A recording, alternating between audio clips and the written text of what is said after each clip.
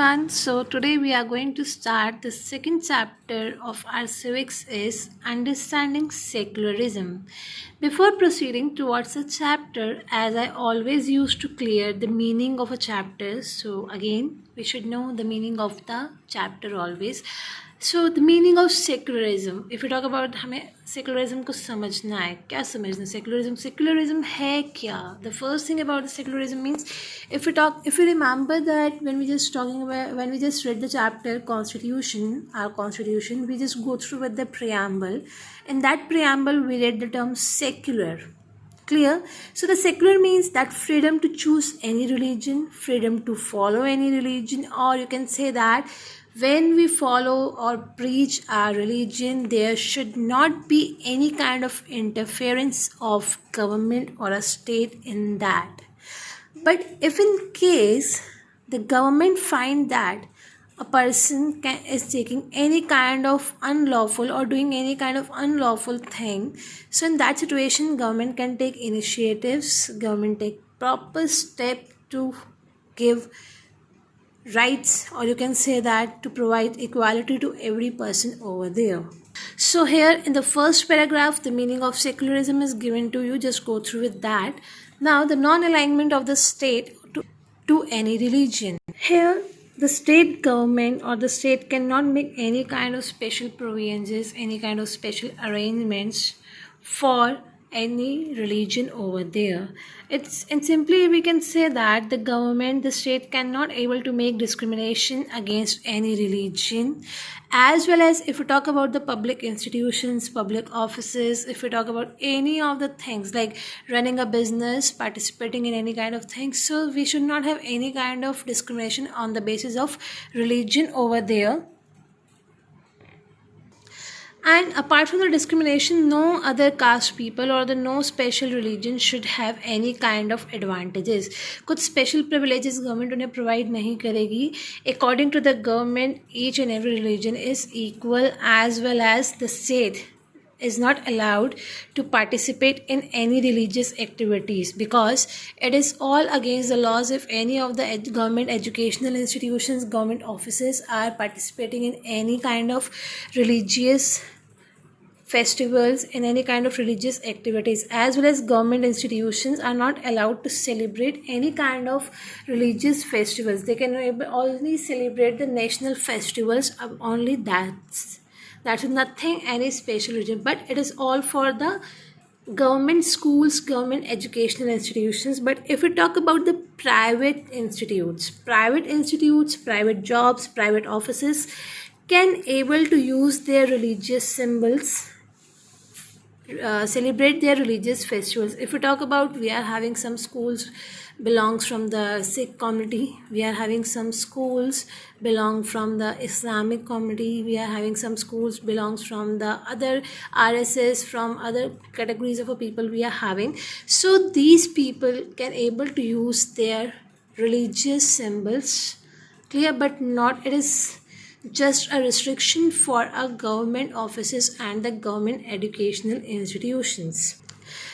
In the secular state, people are free to change their religion if they faith, like suppose if today I am just creating faith in other religions, so I can able to convert my religion by my own wish, but the age should be is of 18 plus. That means you should be mature enough to take the decision by yourself, and no one can give harm to any other religion, or they cannot able to do any unlawful activity. Suppose if one religion people say that to be a non-vegetarian is a crime, so it is not a crime, or they cannot able to sue the case against that particular people. Clear? So we cannot show our religion as a superior one and the others as an inferior one. If we do all these things, so it is unlawful according to the constitution of our country. Now the next topic is the no religious teaching. If we talk about the different institutions which are run by the state, that means which are run by the government, are not allowed to follow any kind of religious teachings over there, which shows that students should not be expected to learn a particular religious text in the schools or in the educational institutions. But it doesn't mean कि अगर हमने कहा कि religious text नहीं पढ़ने तो हमें और religions के बारे में knowledge भी ना हो. Just because if you talk about the social studies itself deals with the different categories of a people, about the lives of the people. So obviously we are going to read about their religious belief कि किसका belief कहाँ पे था. Like in 6th standard we read about the different teachings of Buddhas, Jains and the other peoples. So similarly we can able to teach or we can able to study about the different religions, but not about the religious text. ऐसा नहीं है कि भाई हम आपको schools में आके कुरान पढ़ा रहे हैं, गीता पढ़ा रहे हैं. So in this situation we cannot able to teach the students as a religious text, but we can able to give them a knowledge regarding the different religions.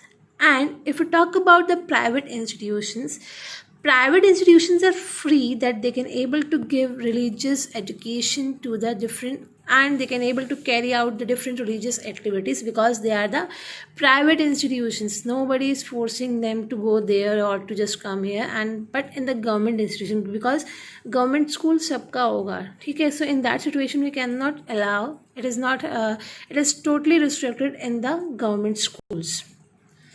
Now next we are having is the importance of secularism. What is the importance of secularism? Suppose if we are not having any kind of secular, if a country, especially India is not a secular state, because you know very well that in India we are having the number of religions which is followed by the people of our country. Clear?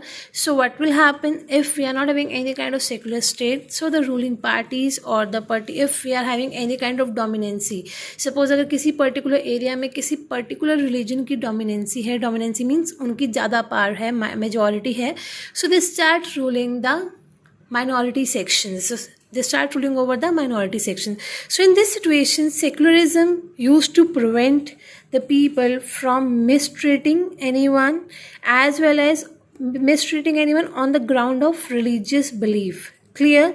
So we are having basically three importance of the secularism. The first is prevent one religion community from dominating other. एक religion community से prevent करते हैं कि वो किसी और को dominate ना कर सके, अपनी अपनी ना चला सके.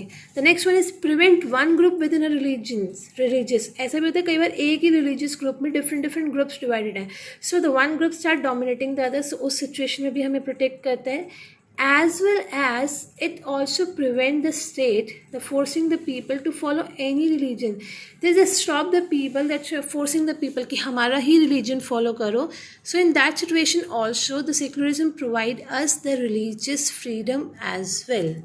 And this is a very, you can say that the important feature of our democracy if we are having the democratic kind of a country. So in that situation all the citizens are supposed to be treated equally without having any kind of discrimination on the basis of religion, on the basis of caste, color and gender. Because let me give an example of South Africa. In South Africa earlier we used to have a different two communities people. The one is white African, the other one is the black Africans. So in that situation white Africans were having the major powers as compared to the black Africans. So white people were not allowed to move any places in a free way.